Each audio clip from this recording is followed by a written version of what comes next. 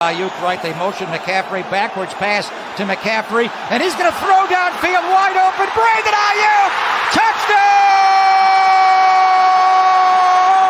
San Francisco! He can run, he can catch, is on fire! and Christian McCaffrey can throw! Now they go empty, and McCaffrey goes right. It is Garoppolo looking. Garoppolo under pressure, throws to the back of the end zone. Caught by Christian McCaffrey. Touchdown! CMC! Dynamite! One just got it snapped in time. Inside handoff. McCaffrey finds a crack. Hits wide. 10, 5, 10. Oh, he got nailed on the goal line. Is he in? He's right on the goal line. What a run by Christian McCaffrey! They're going to give it to McCaffrey coming left. McCaffrey, touchdown! Hey. Breezy, Mo's Nose, Season 3, Peachy, it's about that time, everybody turn your TVs on. The Mo's Nose, Peachy, Breezy, and Fair to God. They keep it nitty gritty when they bring you nine to talk. We two gorilla silverback, nah, silver. You know it's busting good discussion cause we get it in. Every time you know we grinding, I was 8 to 10. We always play to win, the faithful going hard. It's Wayne, Breezy, Peachy, Mo's Nose, and Fear to God. Let's get it. Nitty gritty, it's the lightest talk. Don't like it, better take a walk. Nitty gritty, it's the lightest talk. We outline players up in chalk. Nitty gritty, it's the lightest talk. Don't like it, better take a walk. Nitty gritty, it's the lightest talk. Nitty gritty, it's the lightest talk.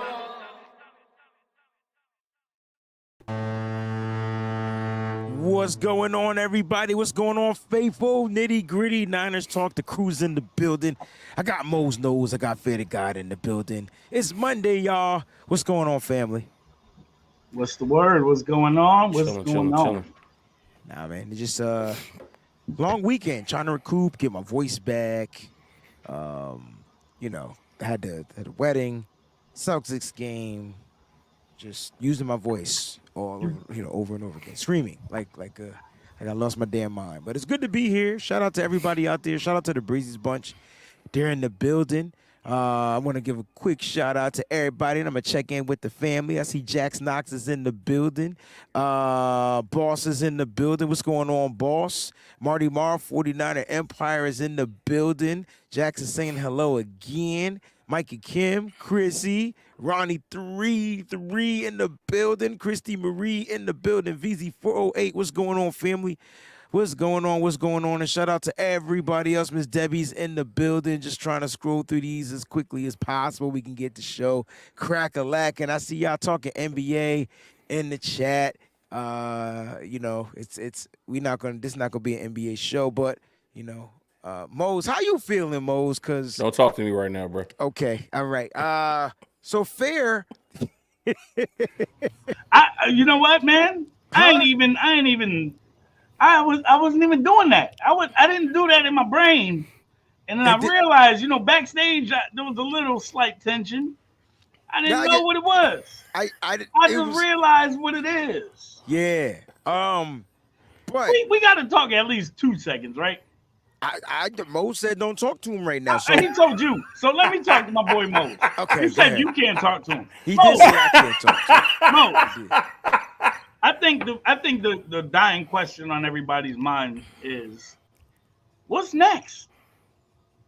What's next? Joel had some very controversial comments after the game. What's next?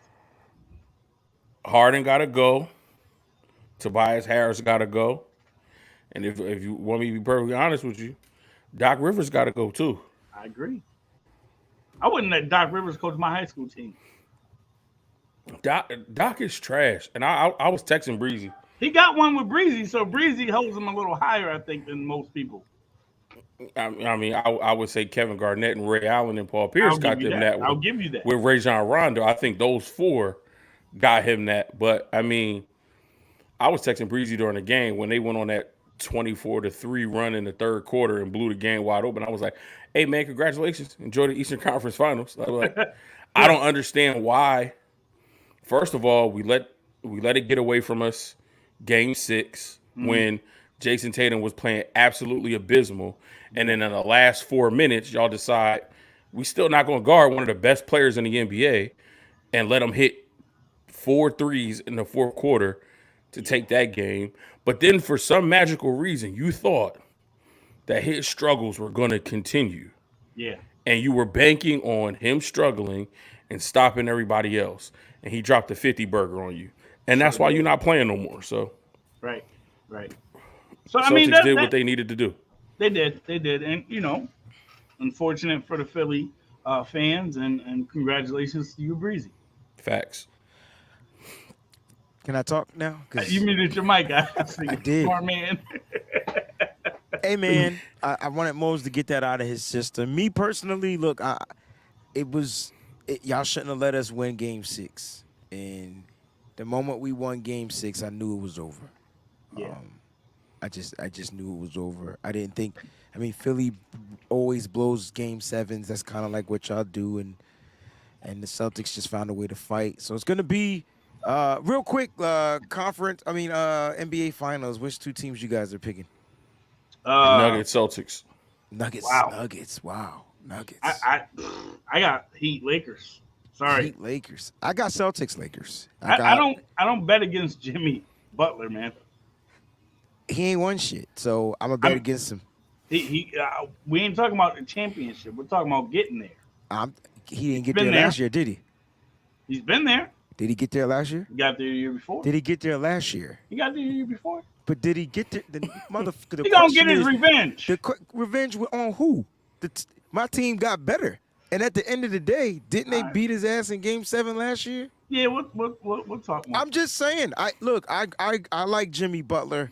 I think he's one of the toughest mental players in the game, right? Agreed. But he's gonna have to find a way to go 7 games with the Celtics. And if they go 7 games with the Celtics, I just don't think they'll be able to beat the Celtics in 7 games. The only reason why Golden State was able to do it is because of Curry. And I'm not saying Butler's not on that level, but it's different. It's different. I hear you. It's gonna be fun though. It's probably gonna go 7 games. Indeed. Hopefully the Celtics win in 6. Guys, welcome to the show, man. Listen, Peachy's in the chat. What's going on, Peachy? Hey. I'm excited because 49ers football is essentially back. You got the rookies, they finished their rookie mini camp. You got XFL players, dusting players in the secondary. Ja'Cory Pearson looked like he might give Danny Gray a problem in the speed category. Again, those are rookies and stuff like that. So we're gonna see how that's gonna pan out. But we got some dates we want to go over with you guys. Shout out to everybody watching the show. Don't forget to hit that like button. That's the thumbs up. If you're not subscribed to the channel, you're new to watching the show, feel free to subscribe. I also put Mo's Knows as well as the Nutso Bunch podcast in the description of the show. So go ahead and click on those joints in the description. Give them a subscribe as well. We would truly appreciate it. Shout out to everybody on Twitter, Instagram, all that stuff. Thanks for the follows. Let's get down to the dates that are coming up. OTAs are on their way. These are voluntary, meaning players do not have to attend. All right. So you got your OTAs starting May 22nd through the 23rd. They'll get a day off. Then they practice again on the 25th. And then they go back on the 30th and the 31st. June 2nd, June 5th, and 6th, June 8th. I talked to John Chapman. He was explaining to everybody on the Breezy Show why these dates are voluntary. Did you guys want to touch on that? Players. Okay, let me ask you this question. Which players do you expect not to attend the OTAs? Nick Bosa. Trent Williams. Trent Williams. Nick Kittle, Bosa. If you don't want to. Kittle.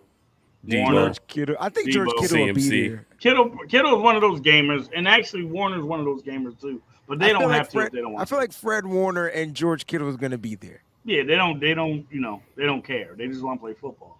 But if they didn't come, I wouldn't be surprised.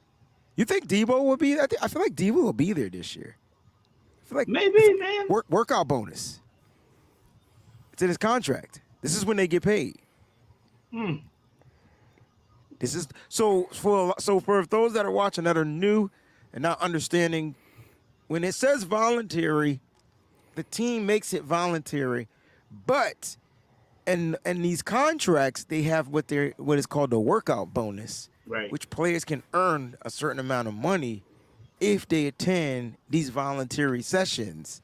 That's You why didn't say it right. Where Huh? players could earn that new Sorry. car they were plotting on to come to these workouts. Yeah, I was about to say, is this a 5-figure bonus or a 6-figure bonus? I mean, it depends Well, on how they work it out. Debo's is 6, Yeah. right? Isn't Debo 6? We would have to pull it up.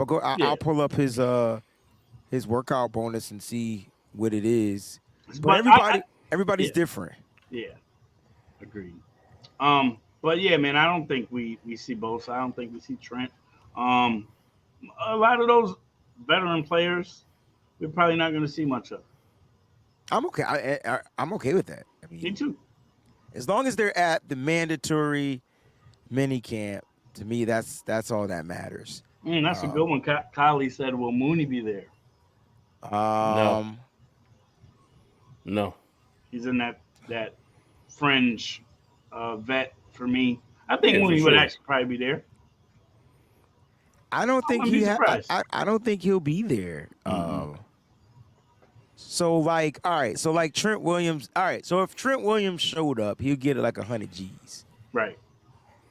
He ain't Eric coming. Armstead 100 G's. George Kittle 100 G's. Fred Warner 100 G's. Debo's 200 G's. See, Debo coming. Debo want that new car. Yeah. That's a new car. That 200. Debo pulling up. That's it. If it ain't a new car, it's a new chain. It's definitely a new chain. That's a new chain. Yeah. Real talk. Yeah. That's I think Debo will definitely- be there. All right. I mean, look. So guys, don't expect. All right, when that happens, May 22nd. Don't expect certain players. How about this? Don't expect certain players to participate, but they may be in the building. Right. Yeah, I like that. They may be in the building. Like I feel like certain players might attend. Like Nick Bosa might come toward the end just to Right. say what up, even though I doubt it because he's in Florida chilling, getting speeding tickets or driving violations or whatever. But yeah, like so it's gonna be interesting. But guys, these are the latest dates, so you won't see anything until these dates. May 22nd. So we got a couple of weeks before things kind of like actually a week before things kind of like kick off, right? So you got about a week before things kick off, and then you're gonna start seeing some practices rev up. You're gonna probably get the first set of installs,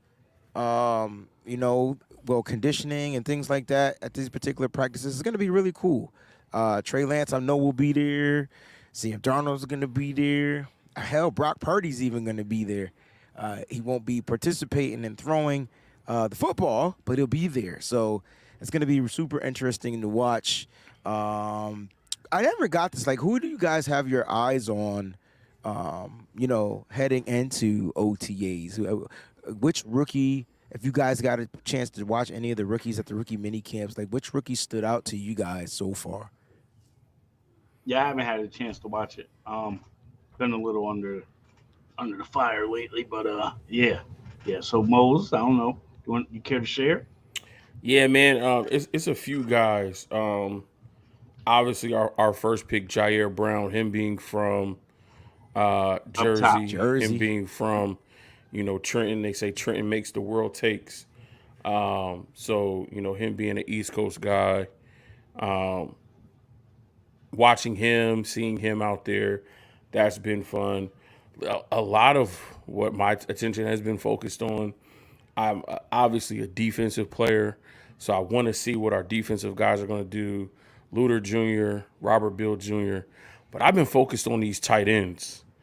And the way Cameron Latu and Braden Willis look in these mini camp practices, yes, we're not doing 7-on-7, 11-on-11s.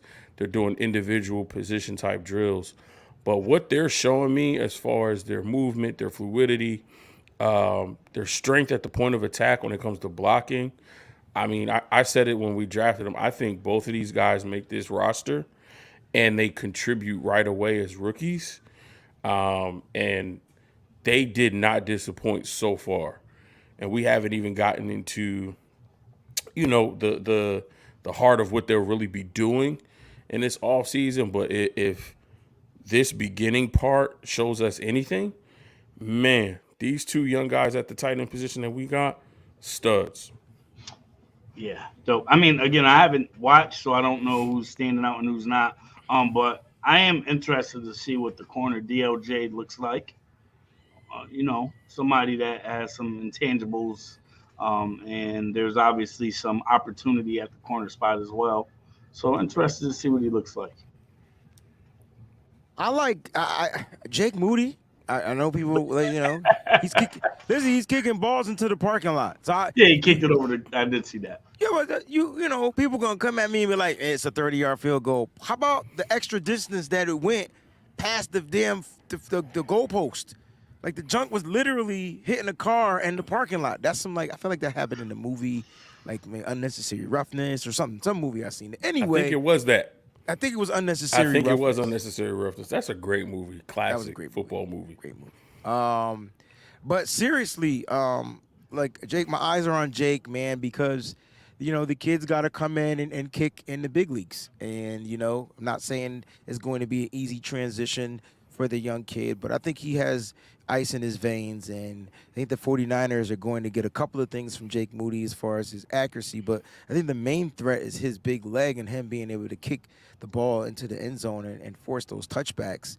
And so that's going to be something so that the 49ers, on special teams, they don't necessarily have to worry about the return game, even though we do want to see our gunners get down there on the field, but we'll get that in the punt return. I mean, the punt, kickoff routine.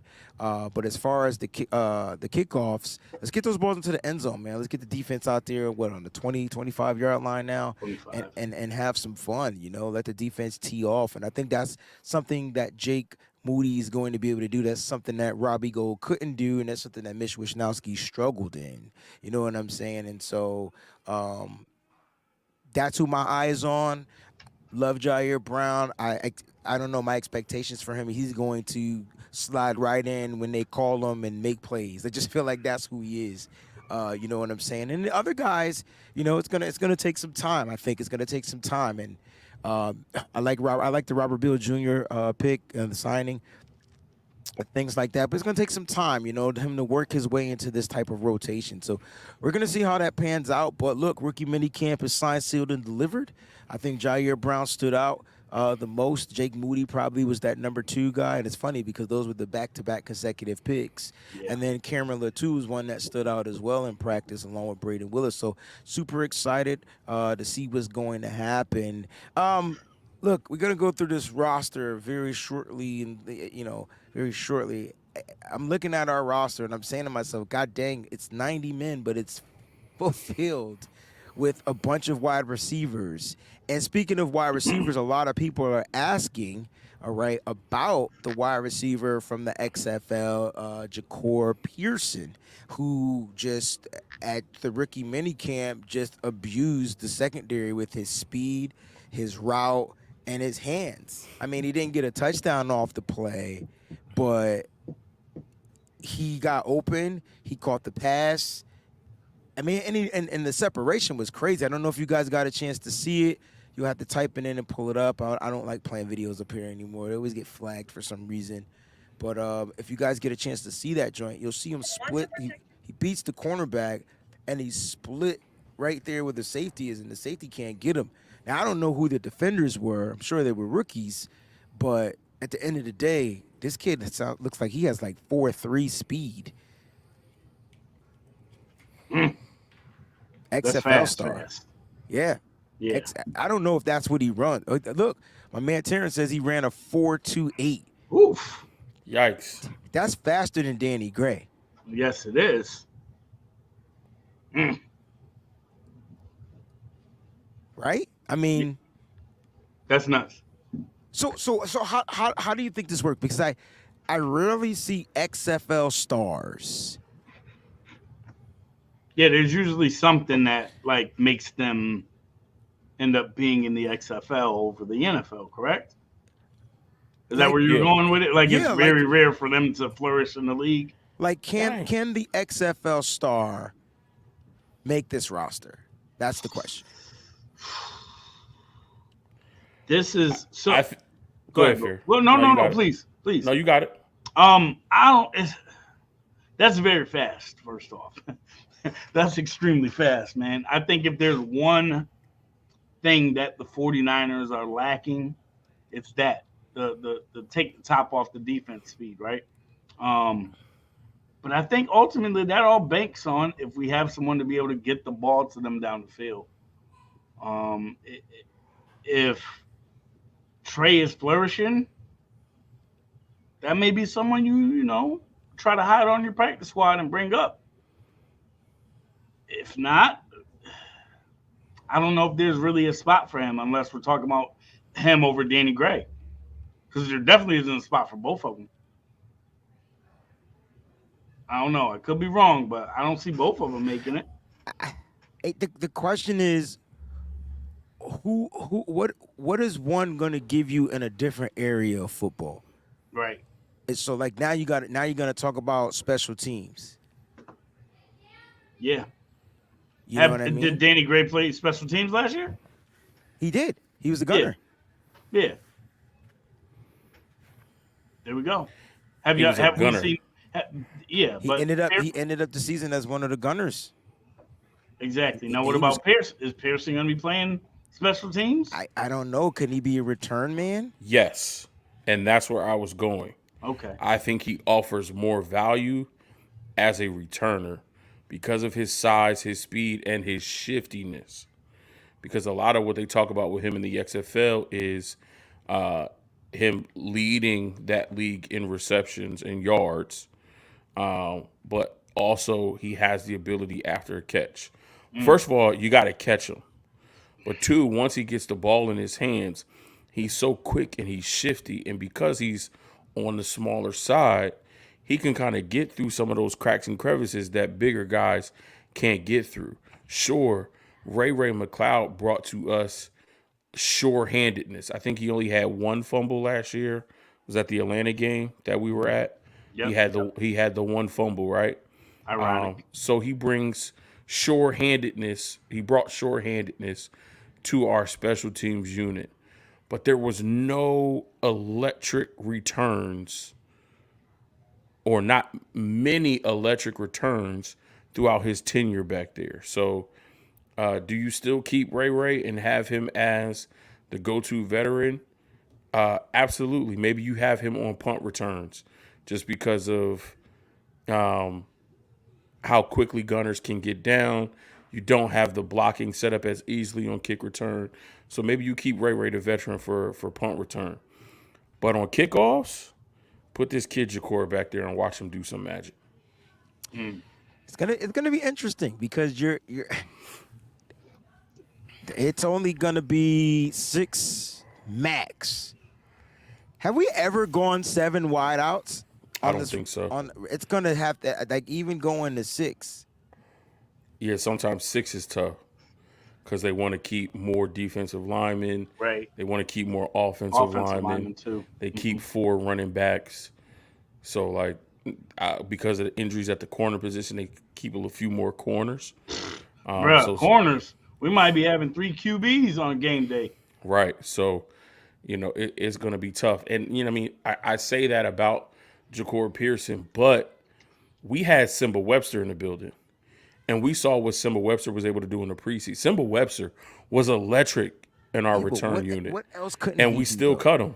Because he couldn't do something. He couldn't play corner. Couldn't play nickel, whatever he was supposed to be. No. He was a wide receiver. He couldn't catch then. Whatever No, it was. he had some solid I thought catches. he had like 1 catch, and he had speed. Yeah, I think a lot of speed. He has a lot of speed. Which is weird because the 49ers, maybe they just don't negate their game off of speed. So it's going to be, what can this kid do? Can he line up in the slot? Yeah. I think that's going to come down to, I'm looking for his size and stuff. I think he's like 5'8". He's little. He's tiny. Yeah, he's Oh, tiny. man. Hold on. I think what? I know he went to Ole Miss. Yep. He was there. Was he there the same year? What's the kid from Ole Miss I wanted to draft? I felt like he went to Oh, Ole the kid Miss. this year? Not this year. Where did the kid that went to the Jets? Remember that kid, Elijah? Elijah Moore. Where did he go? I think he was Ole Miss too. He was in Ole Yeah, Miss. he's Ole but he Miss. was Jets. Yep. Yeah, I feel like they were there around the same time. Ja'Cory Pearson is 5'8", 190. Elijah Moore was 2 years ago, right? Yes. Yep. 2021 class, right? Yeah. Yes, sir. I don't know. I mean, look, the kid Ja'Cory Pearson has been tearing. He tore up the XFL, like literally. I don't know what the rest of the talent is in the XFL, but yeah, like Josh Gordon was over there. I think Josh Gordon was on his team. And he's the one that got the fanfare. Like people. He's the one that got the targets. He was the number one over somebody like Josh Gordon, who has NFL experience, who was an All Pro at one point in his NFL career, and who's still 6'3", 220, running a 4.4. So I guess the question is then, fellas, will he be a threat to Danny Gray? Absolutely. Yes. Because I feel like right now, especially with the XFL season just passing and him getting that experience and those reps, you throw those guys both out there, Ja'Cory Pearson can do more. If you just simply look at route tree, who has a better route tree? I would put my money on Ja'Cory Pearson having a better route tree right now than Danny Gray. Just off the production alone he has, because Danny Gray's issue is he's the fly man. You send him on the go route. That's it. That's all he can do. His issues. Okay. Y'all keep talking while I get my daggone roster. I'm just saying. I'm just saying, man. We're going to have this conversation because I'm going to read your names now. And that's another thing, too. What Bebop just said, like, his hands. Danny Gray. Drops in college. Wishy-washy. Yeah, man. But you drafted him. You did? Like, I'm not disagreeing. And you didn't, and he hasn't really had the opportunity, but when Trey Lance threw him the ball, he caught it. Like, look, I don't know. I don't know. He gets alligator arms on the shorter passes, though, man. I don't think he likes getting hit. He's cool with running on the sideline and trying to just beat someone up the field. This is going to be interesting. All right, so here are the wide receivers. We have 12 of them. Talk about it. Deebo Samuel, Brandon Ayuk, locks, right? Of course. Debatable. No. Yeah, of course. they're the locks. Now, here comes the questions. You got a bunch of guys that can line up in the slot. Ray McLeod, Jawan Jennings. I think they're tapped Chris in all Conley. The way. No, he's a speed guy. Willie Snead can line up in the slot. Ronnie Bell. And then you got them undrafted guys like Shea Wyatt and Isaiah Winstead, which Winstead and Jennings, to me, is the battle. Those are two big physical 6'4", 6'5" wide receivers that can line up in the slot. Maybe. Now Pearson was brought in to work out just at the rookie minicamp. So he's not on the roster. Can he make this roster after having an amazing camp is the question. Of course. So we talked about Ray, but nobody mentioned Jawan getting pushed down, Tay Martin getting pushed out, Chris Conley and Daz Newsome to me. Chris Conley, Daz Newsome, Willie Snead to me are going to be practice squad players. Yeah. Because they're the vets. Right. But what about your 7th round draft pick, Ronnie Bell? He's a slot guy. But see, Ronnie can do a lot, though. He can. Ronnie's the slot guy. Ronnie can win on the outside. He could not. He could do the end arounds and the jet sweeps that we like to do. Yeah, but that's or at least that we used to like to do. Is that not saying that's Ray's role? So but you may be pairing him up against Ray. Who's more explosive right now? This is tough because 12 wide receivers, only 6 of them making that 53. Yeah, and I think 4 of those 6 are locked in. I don't think. I see you saying, could we possibly trade Ray, but I don't think you would trade him in the last year of his contract. It doesn't really make sense for the Niners. Right. Ray's 5'9", 190. Him and Ja'Cory Pearson pretty much the same. That's the same comp. But again, but Ray's 4'5", and Ja'Cory's 4'2". But again, here's what I'm saying. Ray Ray's also proven he could play in the NFL, and Ja'Cory Pearson. Unknown. Just saying. To be determined. I mean, he's been playing in the XFL, tearing it up. I mean, Ray. It's going to be interesting because I just don't know which 6 receivers. So if you had to pick your 6 receivers, again, Ja'Cory Pearson is not on the 90-man roster. I don't want people thinking that we're putting him there. We're just saying, will he have a shot? I didn't hear anything about Isaiah Winstead at the rookie minicamp. I didn't hear anything about Shea Wyatt at rookie minicamp. Those are your undrafted guys. Right. I still feel like we have 4 locked in. I think Ray Ray is one of those 4. Is Jawan Jennings the other? Jawan Jennings, Jawan Jennings is 3. Jawan Jennings is 3. So I still think Danny Gray is locked in. Oof. Nah, I don't know. I think he got to fight this time around. He has to. Like you know what we don't know about Ja'Cory? Can he block? Even if it's not Ja'Cory. No, I'm just saying. I would agree. Even if it's not Ja'Cory. If somebody like Isaiah Winstead, who's a little bit bigger, and he may not be 4.3 speed, but he's 4.4. So, and again, I think Isaiah Winstead right now, just off the little clip that he put together, is a better route runner than Danny Gray. I agree with Fair. Even if it ain't Ja'Cory Pearson, it's a couple guys on this roster. Isaiah Winstead, Tate Martin, even the veteran Chris Conley that's coming for Danny Gray's job. Well, Chris Conley is not a route runner. That dude runs the same route as Danny Gray. I expect but he's a veteran with experience and better hands. I expect Gray to beat him out. I mean, usually you would put the money on the young legs when the better and that, right? And the person they have draft capital and invested in. We keep saying Danny Gray and these hands, but I ain't see him drop none of them bombs to him. Now, when you ask him to run these routes and be at a certain place, and that's different. But when he running the 9 route, that route down the line, that ball's there. He's going up to get it. He don't make it look easy either, though, Breezy. There was that one where he was like, oh. Either way, he came down with the pass. I mean, Jawan Jennings didn't make that touchdown pass look easy. He bobbled it twice. Right. But shut up, Mose. That was not for you to step in, because I know you and Jawan Jennings. Don't do that, Mose. Don't do that. I'm just saying, like, this is going to be so interesting to see. Talking about preseason, right?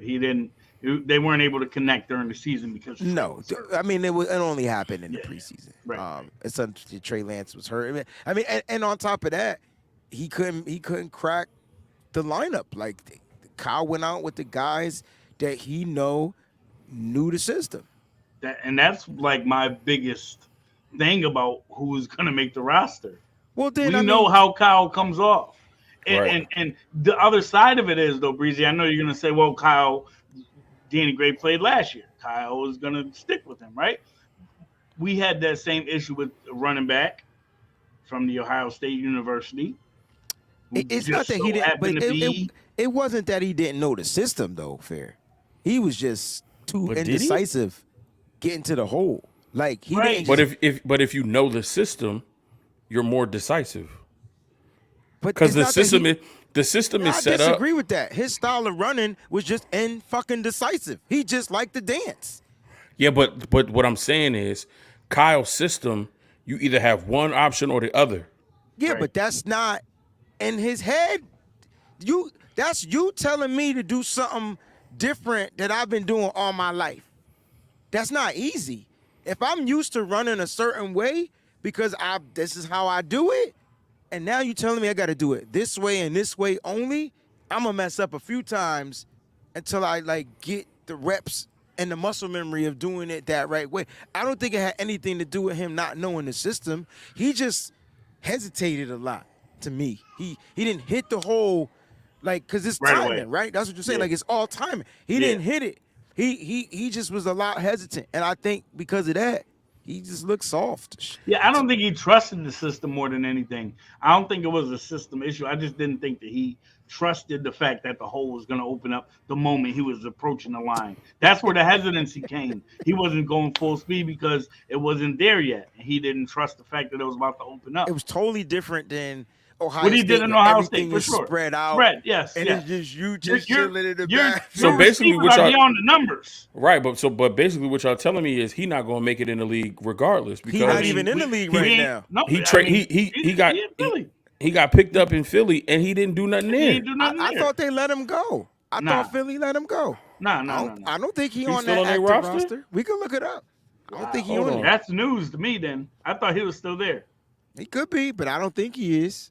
Nope, DeAndre Swift, Rashad Penny, Kenny Gainwell. That's what they went out and got two different running backs. I'm trying They to got tell y'all, Rashad Penny brothers. from Seattle, and then they traded for DeAndre Swift from the Lions, and then they got Kenny Gainwell, Boston Scott. Trey Sermon is nowhere near here now. Maybe he's on the roster, and he's just not on the depth chart because ESPN only goes 4 deep. Yeah, he has. Maybe he's on that there. fifth. still Maybe there. he's that fifth or sixth, but he's on the bubble for sure. He's definitely there. It says there's an article from last month saying how Sirianni's excited about Sermon for next season. That motherfucker line. Yeah, okay. Yeah. You could be Listen. excited for him, but the same thing he was doing with us, he's doing with them. He is, And he's that's- not getting on the And field. that's why he can't get on the field. and that's why they traded for more running backs. And that's why he's just not that type of a. I felt like he would have fit with the Pittsburgh Steelers. Kind of, I'm not comparing him to No. Bell. Lev. Yep, I get it. I'm not comparing him to him, but it's there, that though. hesitance. He's not as elusive as Le'Veon Bell was. Though. Right. No. Because but at the same time, Le'Veon's speed. Bell, but Bell don't have speed. No, it's the start and go speed. Like his hesitancy yeah. wasn't because he didn't know what to do or where the hole was. No, it was his the- hesitancy was setting dudes up. That was Yeah. part of his His game. hesitancy was like, oh, this dude is slow. He's doing this. I'm gonna just attack downhill, Right. and then he whoop wop wop, and he's going the other way, and dudes is like, wait, what the hell? Yeah. Right. Like Trey Sermon don't have that. Nah, he just hesitant. He's taking an extra second to see what's gonna happen, and then if he has it, he'll hit the hole. But remember, he did get injured really early as a Niner. I don't know if that messed his head up. It was in the Philly game, if I'm not mistaken. It might have early been in the 'cause- year. Yeah, it was super early, and then he came back and played the Seattle game. I thought he played relatively Decent. well, Yeah. and then and then he got hurt again. So Then but- he was gone. then he was gone. Speaking of Philly, let's go ahead and talk about this schedule because we haven't gotten Yes. a chance to really talk about the schedule with you guys. We do got a couple of super chat contributions. We're gonna save those to the very end of the show. Thank y'all. If you want your super chats to be read, go ahead and send them in. We'll get to them during the super chat segment of the show. I haven't talked to my brothers in over 2 weeks, so we just want to have a really good show. Here's the schedule, man. All 17 games. We got 5 prime time games. Felt like we should have had 6, but we got 5. Not going to be, beggars can't be choosers. But, man, let's talk about it. Guys, don't forget to participate in the poll question. Which game are you most excited for? 49ers Cowboys, 49ers Eagles, 49ers Bengals, 49ers Ravens. Right now, the Ravens is only at 3%. Mm-hmm. I don't know why. Y'all missing out. That's a Christmas game, and it's Lamar Jackson and Odell Beckham and a bunch of other mother suckers coming into Santa Clara. I'm Right, and excited to watch that game. At the end of the year when a lot of them ninjas is going to be nicked up. We'll see what happens. I mean, they could be nicked up on our team, too. I'm not wishing that, but I'm just saying anything can happen. True. Got to put that out there. But I do want to see that game. I think Trey Lance versus Lamar Jackson. That's going to be dope. Right. Let's go. Week 1, Steelers. I wanna saw, get I your- heard you slide that. I did. I didn't slide it in. I nah. said it on purpose. You know what I'm Yeah. saying? Nah, but that was- I'm interested to see couple games. The first actually is the Cowboys game on Sunday Night Football, right? No, yes. I want to see because I feel like the Cowboys always have this thing about like the regular season and them being better than the Niners until we get in the playoffs. I want to kind of just beat up on them in a regular season game and just put all of it to bed. Put it to bed. Get rid of them. The next is obviously the rematch with the Eagles because we didn't get to see what the 49ers were going to do full strength. I just want to be able to, get over that hump as well. And the Eagles, I believe, have a rough stretch when we play them. So it's going to be, you know, we'll see what they look like, what the record looks like during that time as well, because man, they have a bunch of folks that they're lining up with before they play us. It's going to get crazy. Be rough. It's going to be rough on them. The Eagles do have a tough schedule, a nice little gauntlet around the time we play. We got a smaller. We got one too. It's a smaller chain of gauntlet. Yep. You know what I mean? Because we got the Seahawks, Eagles, Seahawks. I feel like that's a mini gauntlet right there because we got to play our division within 3 weeks. You know what I'm saying? So that's going to be crazy. So you got Thanksgiving Seahawks, then you got the Eagles, and then which is not a primetime game, and then you get the Seahawks again. So that's going to be tough. Let's break down each week. Week 1, we're on the road with the Steelers. Let's talk about it, man. Niners. Do they start the season off 1-0? Fair, Mose? Yes. 1-0 to start the year against the black and yellows. That was simple. Mose too. Oh yeah, Kenny Pickett gonna be Kenny picked off. Picked up off the ground. Picked up off the ground. Picked off when he throw passes. He ain't gonna beat Kenny Pickett. No, he gonna be on the nose. He gonna be on the bench picking his nose. He gonna end up in a picket line. That's it. Let's have a 100 conversation because you talking about the Steelers. They got a running game. They got a young quarterback. We got a young quarterback. So you talking about Kenny Pickett? We gonna have Trey Lance. Yeah. It's not gonna be a cakewalk. The Niners walking into was it Heinz Field? I don't know if they changed the name. Yeah, they did change it. They did. That's what I thought. But it's always gonna be Heinz Field to me. Yeah, for sure. And so and then you got Shanahan going against Mike Tomlin. Mike Tomlin has that experience. He's gonna have his second year with Kenny. They got some receivers. They got a defense that people totally forgotten about. T.J. Watt, Minka Fitzpatrick is there. Yeah. It's not gonna be a cakewalk. I don't think so. But the Niners coming to the East Coast week 1 should be able to handle business. Get the goddamn job done, bro. Seriously. What the freak are we talking here? Right. Yeah. Agreed. Take away the run. Take away Najee Harris. Force Kenny Pickett to throw the goddamn ball. Call it a mother freaking day. That's it. And once that happens, then the dogs are coming off. It's dog city. It's dog pound, dog love, puppy, whatever you want to call it. It's pick city. Yeah. Jair Brown will get his first interception in this game. How about that? Whoa. Wow. Okay, NPA. Breezy. Timestamp that. Close to home. NPA. Timestamp it. NPA close to home. I know all his family gonna be at that game. Facts. All right, week 2. I'm gonna be there too. Which we now we fly back to the West Coast, and now we going to L.A. We going back to Cali. Levi South.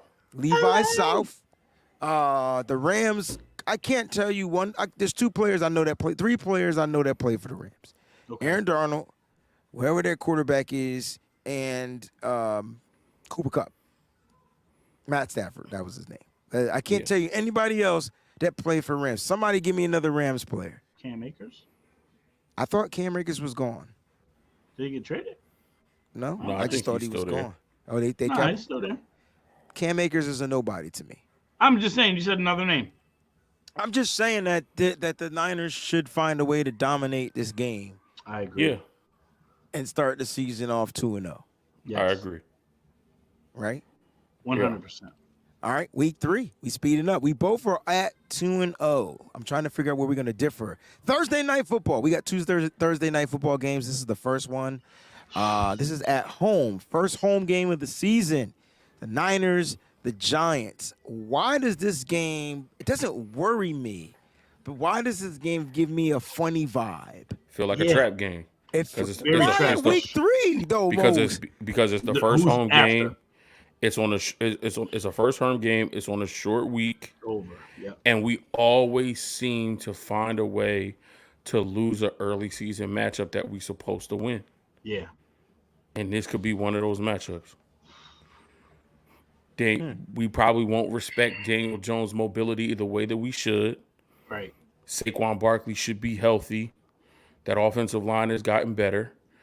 And that Giants defense, they trying to make a name for themselves. They're trying to establish themselves as a top defense in the NFL. They're young and they're hungry. And on a short week, this could be a trap game.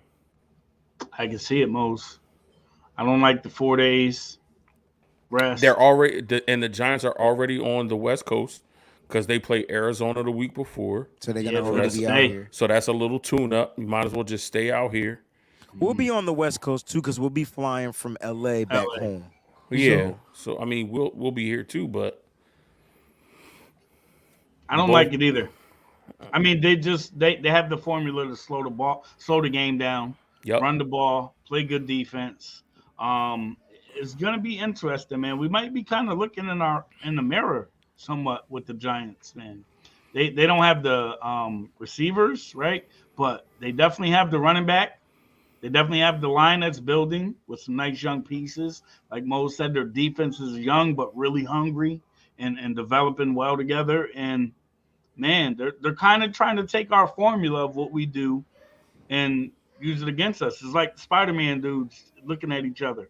Not on the same level because we have some stars that we've developed, right? But they're building towards that. They're definitely building something towards that. So I can see how this game could be an L.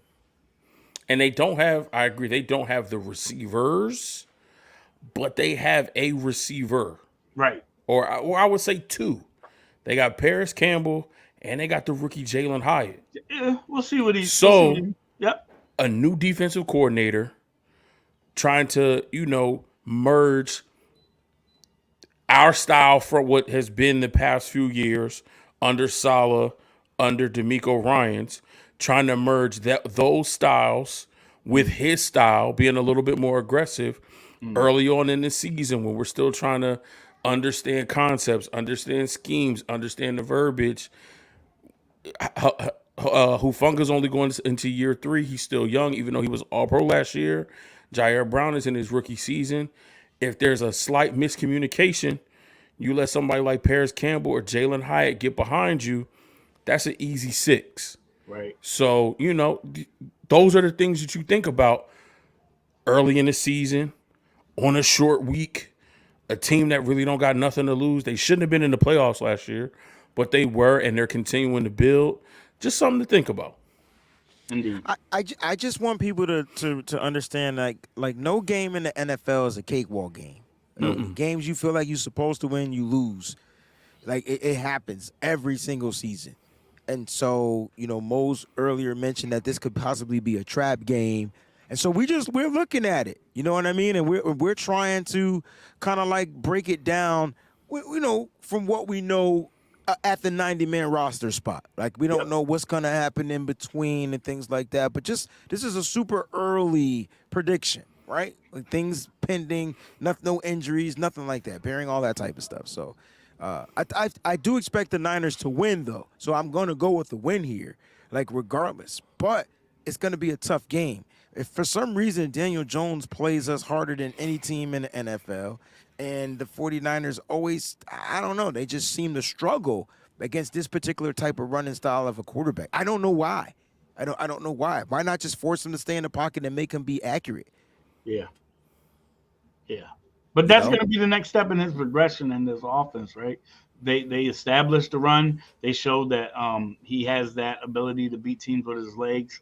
Now, they may open it up a little bit. Just look at what this coach was doing with the Bills. Same type of formula, same MO here, and that might be the next step for Jones to take his game to another level. I do also think that we win this game, though. Okay. All right. I love it, man. Mose, you got to win here? I'm going to go with our first loss. All right, so Mo's got the first loss, week 3. Somebody, I hope we keeping tabs of this. We'll do another one when we get to the 53-man roster, too, because we want to see if anything happens. Does it change anything? So this is pre-53-man roster record predictions, all right? Week 4, we stay at home. We got 3 home games in a row, bro. Yeah. Now we with the Cardinals, so I got us at 3-0. I'm about to have us at 4-0. Agreed. Dub it. That was easy. Week 5, home, Cowboys. Sunday Night Football. Mose, I don't like that face, bro, but I got this as a motherfucking dub. I don't see the Niners losing to them. And it's weird because we never play them this early. And that could be the only inkling of us reason why we might slide a loss here. But I have us winning this game, bro. I think if I'm looking at the Cowboys schedule, right, their first 4 are Giants, Jets, Cardinals, Patriots. They have a chance to be 4-0 coming into this game. So not only will they have momentum from those first 4 games, and I mean, maybe the Jets with Aaron Rodgers give them a little bit of trouble because that is, I mean, that's a home game for them. But they have the ability to come into this game 4-0 with momentum. And I don't care about none of these other games. The Giants is a division game. The Jets got Aaron Rodgers. I don't think they care about the Cardinals or Patriots. That's the first game that this team has circled on their calendar. So if they start 4-0 and they come into this game with momentum, the way that we bounced them out of the playoffs the last 2 years, best believe we are going to get every single thing that this team has. Yeah. Every single thing. Tony Pollard going to be back. He going to have a chip on his shoulder saying what could have happened in this this last playoff game if I didn't get hurt. Dak Prescott want to prove that he can beat this team without throwing interceptions. If I'm just being realistic, be honest. I know we're a really, really good football team. I think this is going to come down to offense, and I think it's going to come down to both sides of the ball, offense and defense. Offense, I don't know where we'll be with the quarterback position. Defense, I think it's still going to be early with Steve Wilks and implementing the new system, whereas the Cowboys have a defense and an offense that have been together with a little bit more cohesion. I got L number 2. And I hate to say that because I hate the Cowboys. But if I'm just being realistic and just going off of the pattern of how we start. Now, listen, I hope that I'm wrong. I hope that we start fast. I hope that Breezy is right. And we start 5-0, going to the Browns 6-0, going to the Bengals going to the Vikings 7-0. And then maybe we could start talking about, when we get to the Bengals, that could be an L. But just knowing how we start early on in the season, we kind of start slow and then ramp it up as we get towards the middle. I could possibly see this being an L. Makes sense because that's been our trajectory, right? It's like you got a bunch of new coaches, a bunch of new players. They're all trying to get acclimated to the same game plan. For some reason, we just start off slow. It's just weird because when you go back to last season, right? Like, we should have won week 1. And then, unfortunately, it monsoon rains. And I just feel like if it didn't monsoon rain, Trey Lance would have had a great-ass game. Like, I just literally, like, he was looking to get the ball down the field just about every time when that rain was slowed down. So, then that's 2-0, and then you go into Denver, and Trey Lance is healthy. I think Trey Lance beats Russell Wilson. I just call me crazy. I just feel like how that game was played, he doesn't step out of the freaking end zone. Like that doesn't happen. So that's 3-0 right there. And so I think the 49ers aren't looking to start slow, family. I just feel like under certain circumstances, it just happens that they start slow. I think they always are looking to start, whether they win 17-13, 9-7. Like, they're just looking to get those dubs, and they'll chalk them up however they could get them. So you figure I'm going into this game at 5-0. I just feel like they'll be able to take care of the Cowboys. The one thing Kyle Shanahan, he kind of owns that team, and however that game plan is, I expect him to own that team. And you forgot about the other dogs that don't like the Cowboys, like Trent Williams. Remember that? Like it's a bunch of dogs that don't. Debo, like Kittle. I know Dallas is mad he caught that pass, and Right. It's a bunch of dogs that will have whoever the quarterback is and Trey Lance. They will be out there looking to beat this team. Yeah. They don't want to lose to Dallas. They know how much it means. I just have them winning it. It's a home game. It's under the lights. 49ers play very well under the lights. So you're 5-0 currently. I'm 5-0 currently. Moses 3-2. Moses 3-2, and you are. I am giving the Niners their first loss as well. Okay. 4-1. I don't know, for whatever reason, Dallas has our number during the regular season, and we have theirs in the playoffs. So I could see that happening again this year. Not a problem. All right, let's go to week 6. Do we read? So is this a rebound game for both of you? Because I got a 6-0. Yeah, definitely. Yeah, for sure. Win. All right. Browns getting that work. Yeah, it's weird to say that I have us at 6-0. It's super weird. Because I don't remember. Well, we've done this before. We have. Yeah, 2019. 19. Not too long ago. No. Long ago. Recent Anyway, history. week 7. Sunday Night Football. Vikings. Yeah. This is my first L. Is that Sunday night or Monday night? Monday night. I'm sorry. Monday Night Football. Vikings. Yeah. So you got us losing. I have us losing this game by like an end of the end type of a game. Right. I know it sucks because Kirk Cousins don't play well under the lights, but this game just it's just something about the way this game is written, and I feel like they give it to Kirk. Okay. If that makes any sense. No, I can see that happening. I don't want it to, happening. but I feel like this will be our first loss. Right. On the road. Mose, how we feeling? Vikings. Win. Dub. Okay. Yeah, I'm there as well. I think that this is kind of trap game-ish for us because you look ahead, you see who's next. Right? We start thinking about the potential, maybe Super Bowl potential matchup the next week.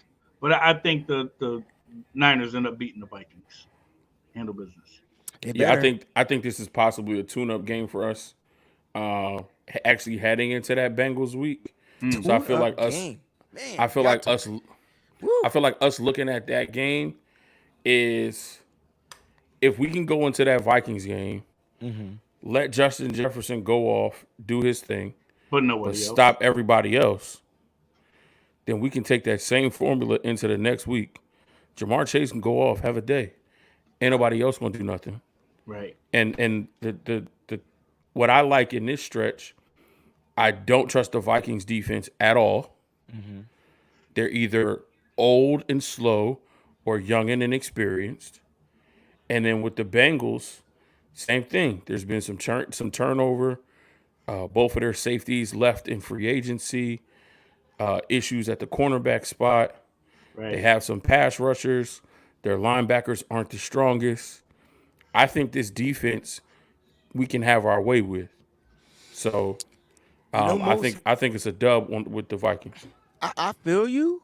I thought the same way when we played the Raiders and we barely won. And I didn't think their defense was going to be that great. And it wasn't, because it was a high-scoring game. That's why I feel like this is one of them games where our defense might just give up some stuff. They got like 3 wide receivers. So, like, yeah, you could stop I don't think you can stop Justin Jefferson. I don't think he's a Stoppable. guy that No. yeah. Just limit. You got to limit. You can't stop. Right, like we couldn't stop Cooper Kupp regardless if we took everybody else out. Like we tried, but So, I like our DBs. Don't get it twisted, but like you're trying to stop like the number one. We couldn't stop Devontae Adams in that Raiders game, and so it's gonna be tough. And so, like for some reason, And we're talking about the elite of the elite right now. Like That's what like we're you talking said, about. this in no way is us downgrading or talking down on our corners. Oh, never. We're Ever. talking about Cooper Agreed, Kupp, Justin Jefferson, Jamar Chase, Mr. Adams. Devontae Adams, even in our DK man. Like we're talking about the upper echelon of wide receivers in this league. When teams named 4 of the top like 7 receivers in the league. When teams faced us, they had the same mindset. Right. Jerry Rice is going to do what Jerry Rice does. That's it. Let him do what he do over there. Let's find a way to limit the other guys from having an impact. I mean, like, I don't know their current running back situation. It's up in the air with Dalvin Cook. Yeah. Right. And, that's a big thing, too. Like, Dalvin Cook being there is a huge bonus for them. Yep. But for some reason, I feel like this is going to be one of them high-scoring games, and they're going to come out on top. So that's why I have a loss there. You guys have a dub, no problem. Let's go to Week 8 against the Bengals. You guys, that's a home game. Where are you guys with this one? Because I have back-to-back losses. I also have this as an L personally. Dub. Woo! I like that. Swinging. Well, we beat them WD. last time, didn't we? We did. Yes, we did. With Jimmy Garoppolo. Yes, we found we a way did. to limit. We found a way to limit Chase. His name was Ambry Thomas. And then, like, I think T. Higgins had the game. I think he was the one that cooked.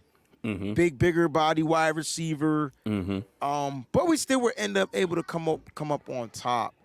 I think their offensive line got a little bit better, but for some reason, I think Joe Burrow finds a way to get the best of the Niners because I don't think they take this game that seriously. It's an AFC game. I just don't think they care about it. Like AFC games, I don't think the Niners give 2 flying craps because they want to get to that Super Bowl. And I so get it, but I disagree because this is the game before our bye week. Which is So why we want to go into the bye week with a win. We do. Note. And on a high note we do instead of with a loss. That's true. But I don't think that's going to happen. And then I think that bye week is going to be a reflective week.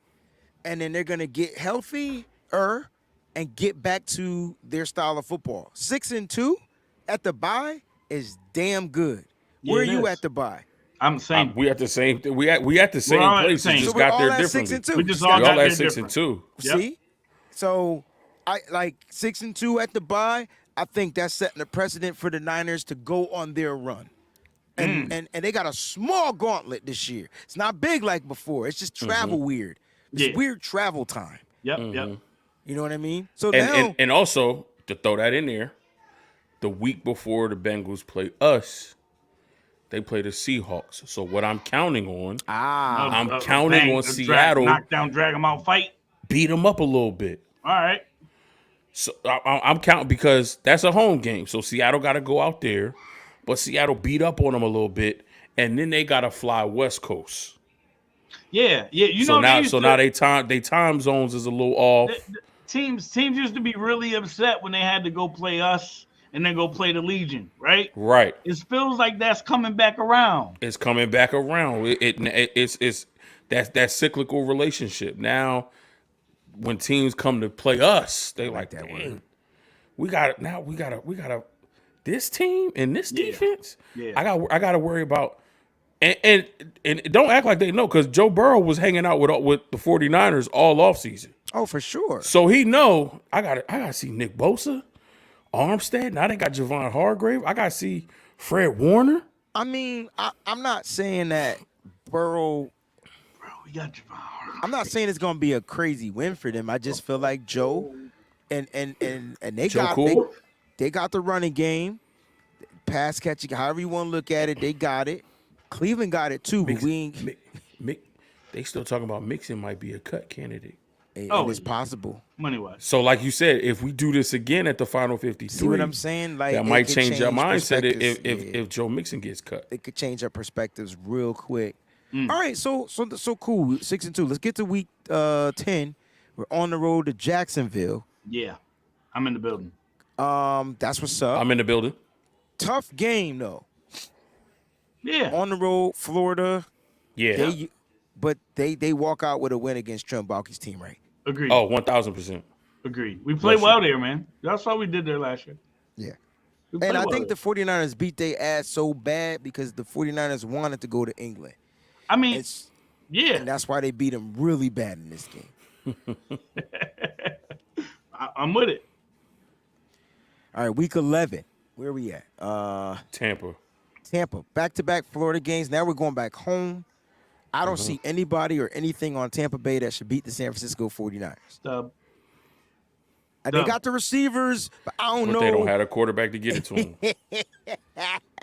I can't wait to see, like, Mike fighting Baker Mayfield at some point in this season, yo. I feel like it's going to happen. I just feel like it's going to happen. That's dubs. That's a dub. That's a dub. For sure. All right, so that's a home win. All right, let's go to week 13. Week 13. Sunday night, Seattle. Sunday night. No, it's Thursday night. Sorry. Week It's 12. Thanksgiving.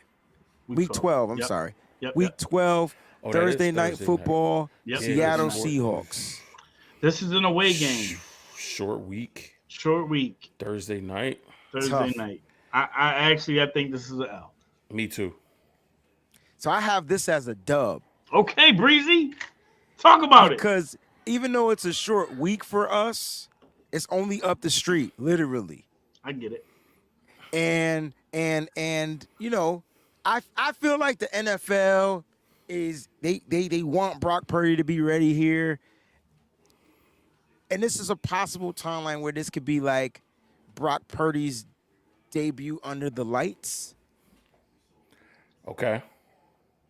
So, big game, big television spot, and Brock Purdy owns the Seahawks. Yeah, I get that. I'm asking you if his we have first the game record. back. Almost. I think his first game back was going to be week 10 after the bye. So you think This if would be we're his first at- game under the lights. Had to put that little stipulation in. So we at what is that 6-2 after the bye? You think Yeah. they'll turn to Brock? It don't make sense. But if the way I'm reading the 49ers is when Brock is healthy, he's quarterback one. Yeah. That's the way I'm reading it. I don't know if y'all hearing it any different, but I felt like that's what I'm hearing. Just feel He's like the if you're guy. playing Okay, well, okay, so then 6-2. brief can't change that chemistry. intermission then. Brief intermission. Let's pivot and then we'll come back. That's cool. If we are 6-2, what does Trey's stats have to look like for us not to turn back to Brock Purdy?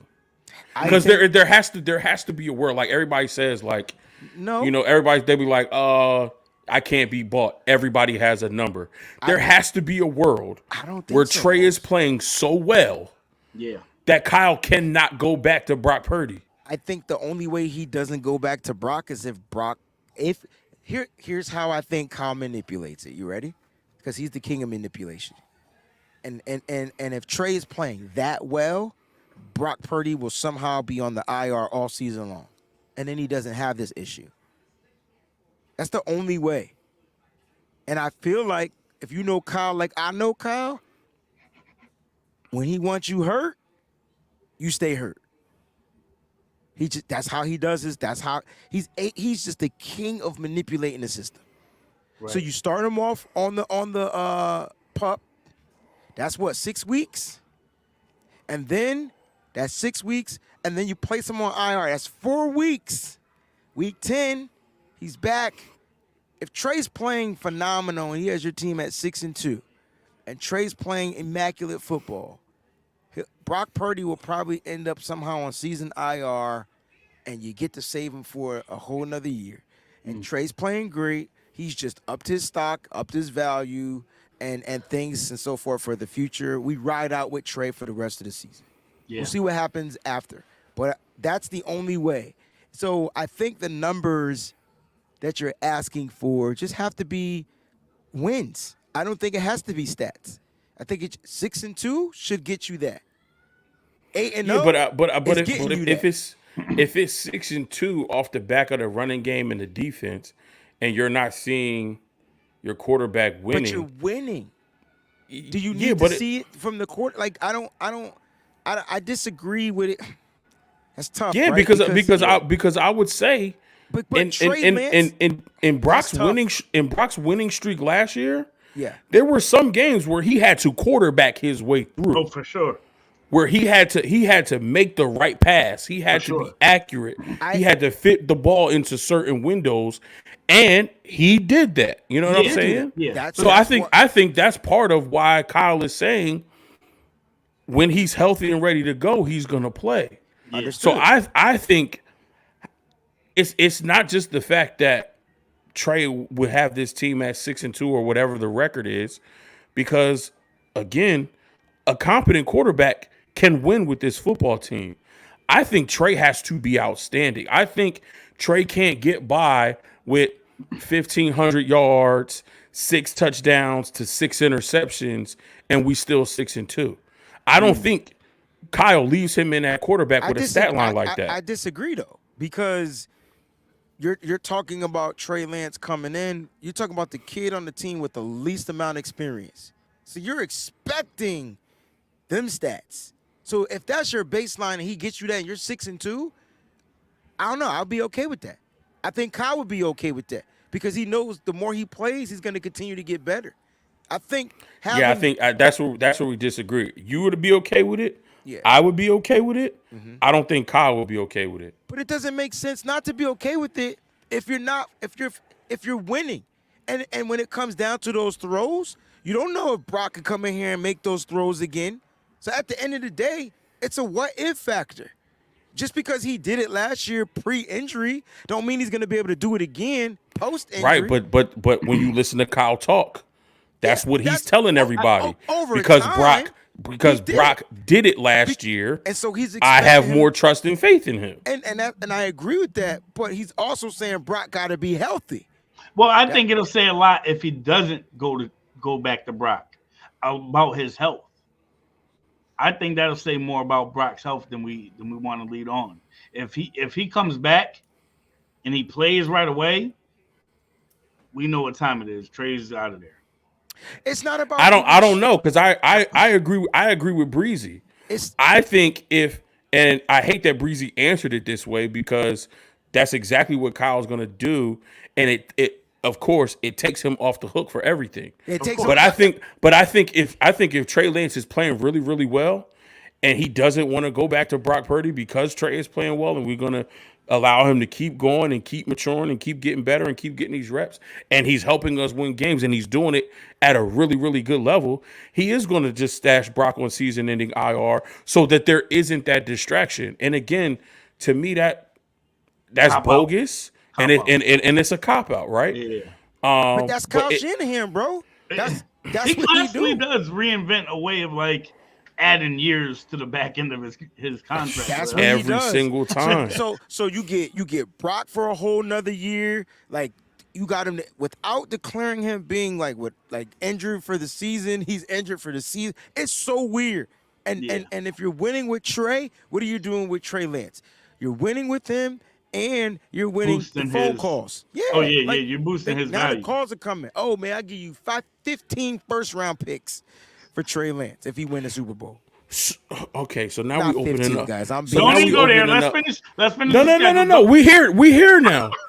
If Trey plays that well, why not trade Brock? Why not? But you're saying he plays so well, we boost his trade value, and then we move on from him when we finally started to see the fruit of what we thought. We finally start to see the fruition of his potential. And then you're saying we boost his trade value after one season to just trade him and to go back to Mr. UCL, half Tommy John, who we don't even know if he's going to be able to throw the same. And he's small, so he has a possibility of re-injuring that arm again. And we're not even talking about in the same pattern. He could get tackled from the blind side and fall on the elbow and do the same shit. And now he's Henry Rowan Gardner and he can't pitch no more.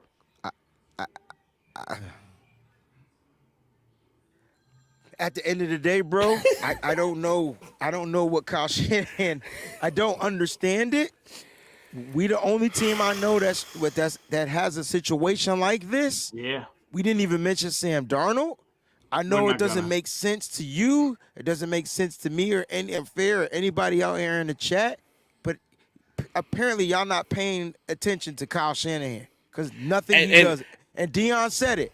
Nothing he does makes sense. It makes sense in his head and his head only.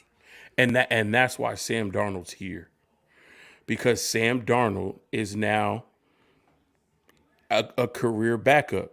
But he's probably one of the better backup quarterbacks. Maybe you can't trust him to be your franchise quarterback. But if you put him in for a game or two, Sam could play well and win you a game. I agree. So either way, if Trey comes in, lights this thing on fire, and they don't go back to Brock, and they decide to trade Brock, Sam Darnold is the backup quarterback behind Trey Lance. If Trey Lance doesn't take this by the reins, wait a minute, and Brock Purdy does come back, that's not true. That not for next year. Because he'll be a free agent. Who will? Sam Darnold. They're gonna re-sign him. They not if some other team willing to pay that motherfucker. Who? They gonna pay him starter money? Yo, I swear to God, Sam Darnold, and I don't mean to say it like that, but I swear Sam Darnold's in the same situation as that corny guy that got drafted by the Steelers. I mean, by the Bears, Mitch Trubisky. And he ended up getting a contract with the – where'd he go? The Steelers? He went somewhere. He went to Buffalo for a year. He learned under Josh Allen. On a little cheapy contract. Yep. And then went to Pittsburgh. Pittsburgh, that's where he went. And where he got supplanted by Kenny Two Gloves. I don't know if he got supplanted, bro. You yes, know how he that did. They drafted Kenny Pickett. That's what I mean. That doesn't mean he got supplanted. They just were ready to go with the new toy. Opposed to he got supplanted. I guess. The plan was in place. He ain't it. Let's bring in Kenny. After what 5 or 6 weeks, I feel like they pulled Trubisky and put Kenny in there. And that's going to be Sam Darnold next year on a team that's going to do the same thing. It's going to draft a young quarterback. He's going to come in there, and when they're ready for that quarterback to go, he's going to get supplanted, if that's your word. I don't know. And then the Niners will just find another backup. Or they could just keep Brock to back up Trey. Not if a team's calling willing to give you first-round pick, or second round pick for Brock. That motherfucker could go as quick as Cadillac converters, bro. Yeah, they're getting that draft capital back. I mean, that's true. If you flip a 7th round pick to a 2nd round pick, that's easy. Second. Oh, yeah, that's dubs. That's win-win. Definitely. He'll get us a second right now. I don't know if he'll get it right now because of the injury. Once he can show that he's healthy enough, right? Agreed. All right, these are all hypotheticals. I know everybody out there is going crazy. I mean, we're in a good situation with we think we're in a good situation with the quarterback situation that's going on with the 49ers. We really don't know how it's going to pan out. Nope. We just know as of right now, Trey Lance is tentatively penciled in at QB1, and Sam Darnold's QB1A, a B. Right. That's how it is. That's what it's going to be. They're both going to be taking reps with the first units, which is what you want. Again, because I want to see Trey go against the number 1 defense. I want to see Sam Darnold go against the number 1 defense. I don't want him winning against the 2s and the 3s. That's easy. Because then it'll be reported that Sam is having a better camp. Of course he is if he's throwing against the 2s and the 3s. Right. I mean, but they already said that last year. Trey had that moxie and was talking some smack to Fred and all them and challenging them. So, Trey got that in him. Yeah, the dog is there. It's just it's the quarterback play. Right. It's the accuracy. It's the accuracy. It's the timing and the anticipation. It's partially that. It's also the play calling too. I feel like Kyle can set him up for success. Word. And I don't know about you, Mose, but why is he not doing that? Because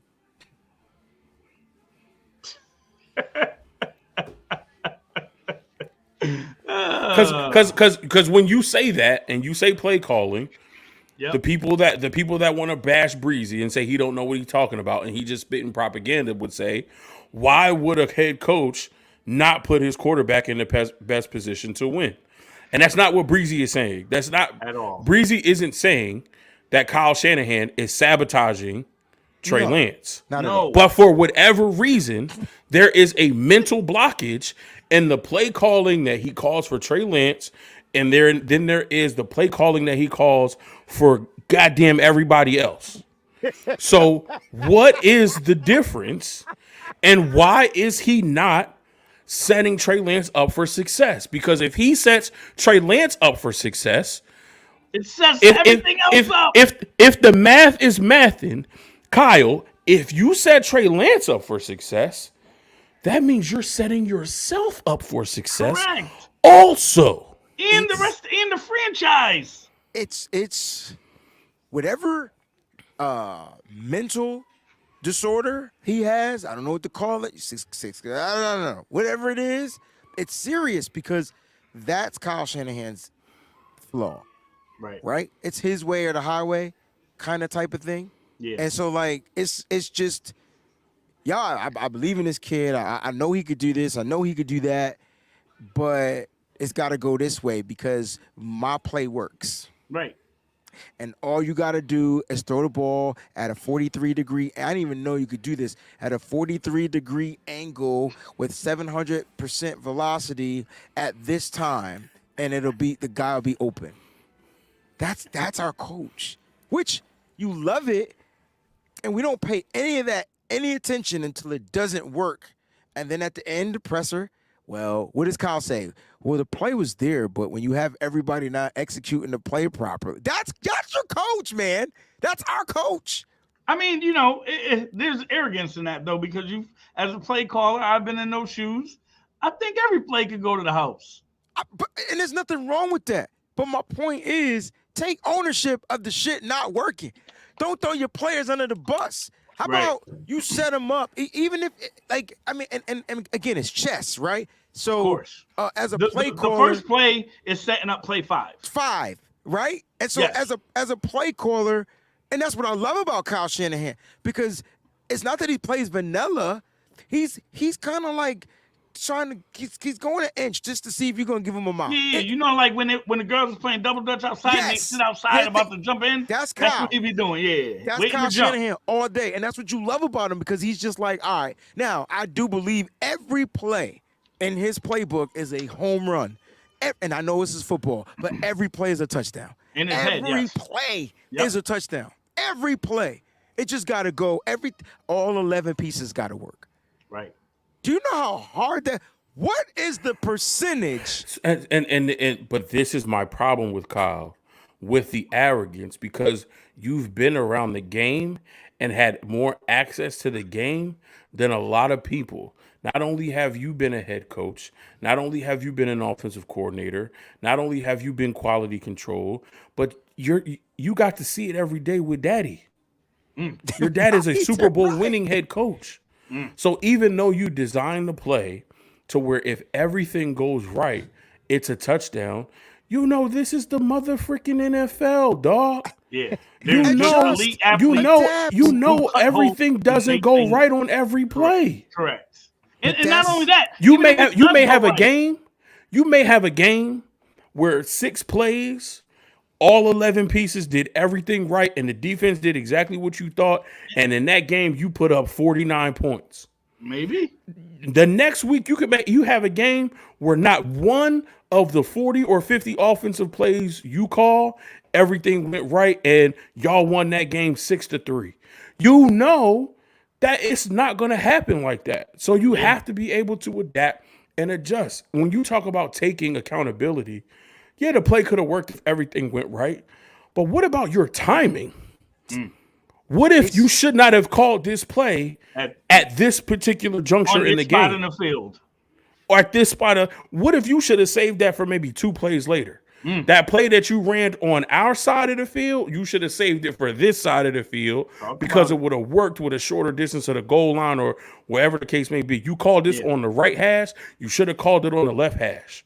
He don't even take accountability for that type of stuff. Well, Mose, I think that those players that, or I should say, coaches that he trusted to have those plays set for him are gone. They're no longer there. He used to have people that give him some options for plays before the next play comes up. Now he has to do it all by himself because those same coaches are coaching for other teams right now.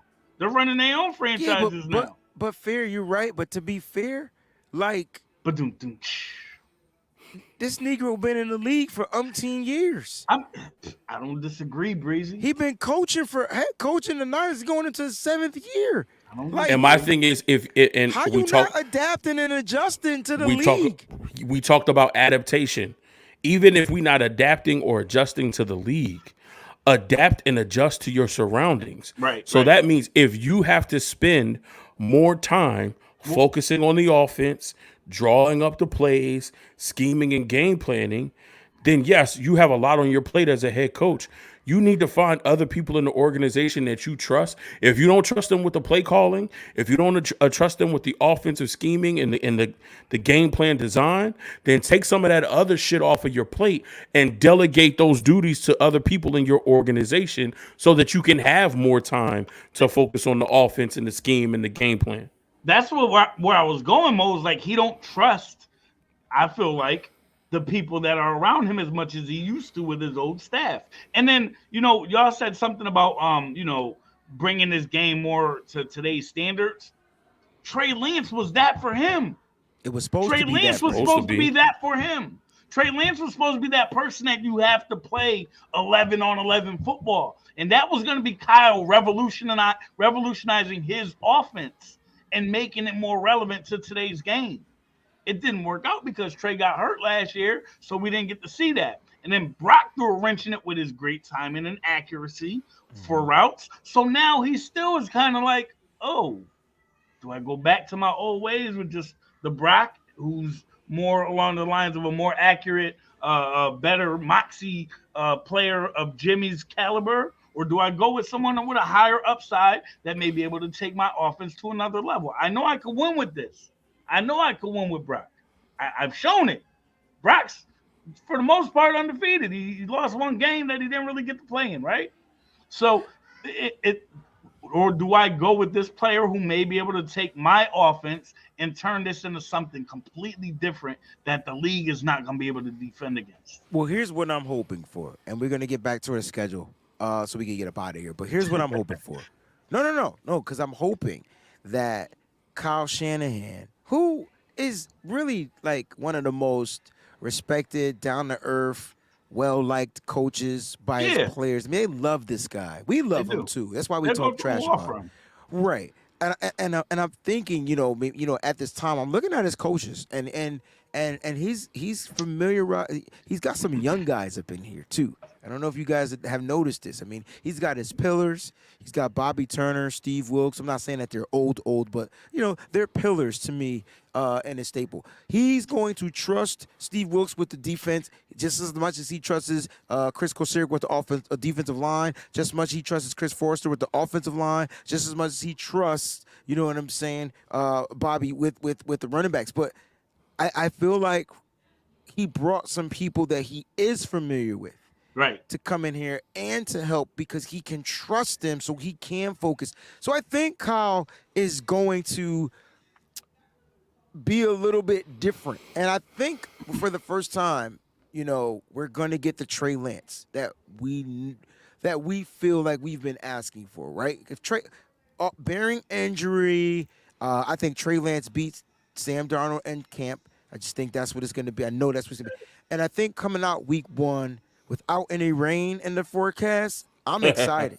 I'm telling you, I'm excited to watch Trey Lance on the road in Pittsburgh.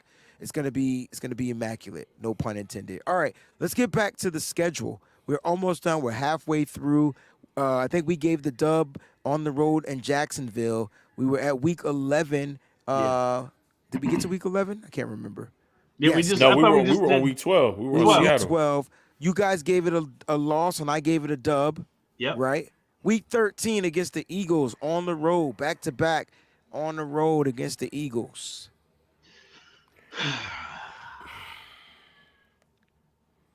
Man, I really want this to be a win. I really want to beat the stuffing out of these boys. I don't see it happening. I think we'll lose a close game against the Eagles away. I'm flipping because this is one that I had at L. But once we get into December, these are the games that we show up for. These are the games where, yeah, we don't want to look ahead, but once we get to that Tampa Seattle game, we circle in this Eagles week because we know we're going to get their best shot because they're going to try to prove that they could have beat us with us being 100%. And I know a lot of people is mad, and people keep bringing up Debo talking about Bradbury's trash. People keep talking about Debo saying that they beat us because we only had 10 people. So we know Philly got bulletin board material, but we have the feeling that we have leaving that NFC Championship game. I'm going to say this a dub. Okay, Mose. I'm with Stand on Mose. it. This is a dub.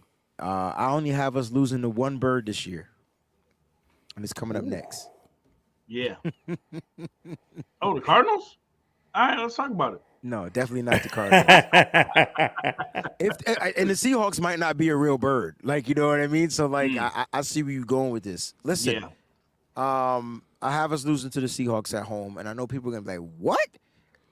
I just feel like it's that late game where the Niners just go 5-1 in the division.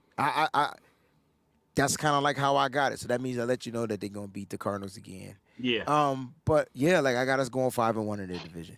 Word.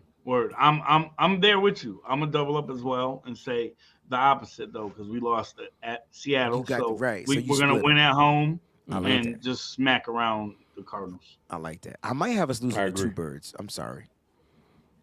Yeah. So I got to win at Seattle at home. How many losses I got? I got total of 3. 13-4.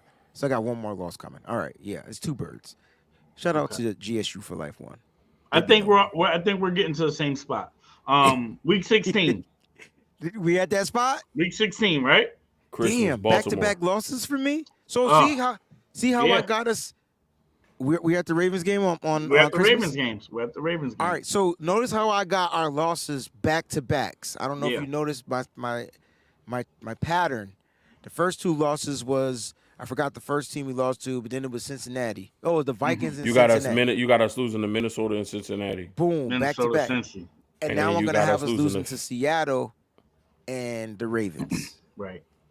Oh, that's not back to back. That's back-to-back. So that is back-to-back, right? No, it's not. Oh, it's not? Who do we play It's after Seattle. Then it's No, because we Arizona. play Arizona in between. Oh, Then it's the- not then it's the back-to-back. Ravens. Okay, so Yep. my bad. I didn't No get to worries. week 15. I got us beating the Cardinals though. Yep. Yeah. All right. So the We And all Ravens. then got losing down from to the the Cardinals. Ravens. I got us losing to the Ravens though. So I do have us losing to two birds. Monday Night Football at home. I actually have us winning this game, man. I think too. that they're going to be focused on closing out the season strong, and they know that this is going to be a premier game. Everybody's watching. I think they're going to take advantage, man, and beat up on the Ravens a little bit. I just don't like John Harbaugh. I don't like none of them.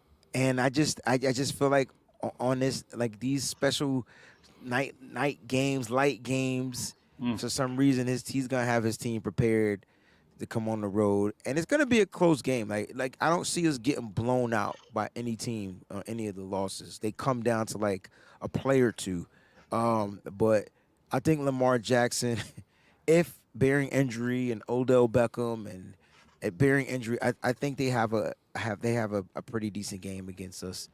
So I have us losing this game, unfortunately. Yeah, 13-4, we finish in the season. That's how I have my schedule, anyways. heard you. Mose, how we feeling? Week 16, Ravens. Dub. Christmas dub. Hey, That'd that's be a good gift. because I need that on Christmas because I will be pissed off in this house if we lose that game. Bro, this is the first time we're playing on both Christmas and Thanksgiving, right? I know. Yeah. Amazing. I know. Amazing. Let's go with week 17. 17 against the Commanders. I have this as a dub. Same. Again, this is one of those games. Trap games. We don't per my schedule, we done won 4 straight. Beat Philly. We beat the board Philly, Seattle, Arizona, Baltimore. Coming back East Coast. It's tough. It's his New Year's Eve.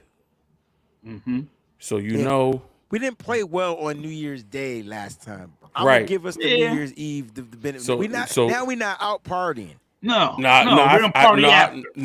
I think Debo and them are gonna be out on New Year's Eve. His for ass sure. better not be out. I will be in them streets. They of could be DC. out New Year's Eve Because they'll be out after the game. But After the game. That's fine. But it's Sunday, December 31st. We got to travel back east. It's gonna be cold. I think this could be one where Washington can sneak a win. Washington snuck a win against the Eagles last year. Yeah, I we think ain't they the could. Eagles. But I didn't mean to cut you off, but you're right. This is No, you one good. of those games. This is definitely one of those games. Yeah. Mose. Yeah, I respect everybody's opinion. So I got a dub, I got a dub. and Mo's got the L. All right. Last game of the week. The Mother Dub. Freak. Uh-huh. Dub. Yep. All Dub. right. Thank y'all for watching the nitty gritty. Now I'm just playing. Yo, we all got to the same spot though. Yeah, So we Did we all not? 13 and 4? 13 and 4. Everybody let me- just let- did mad different ways. Let me read you Peachy's record prediction. So week 1 is a win. Week 2 is a win. Week 3 is a loss. Week 4 is a win. Week 5 is a win. Week 6 is a win. Week 7 is a win. Week 8 is a win. Week 10 is a loss. Okay. Week 11 is a win. Week 12 is a loss.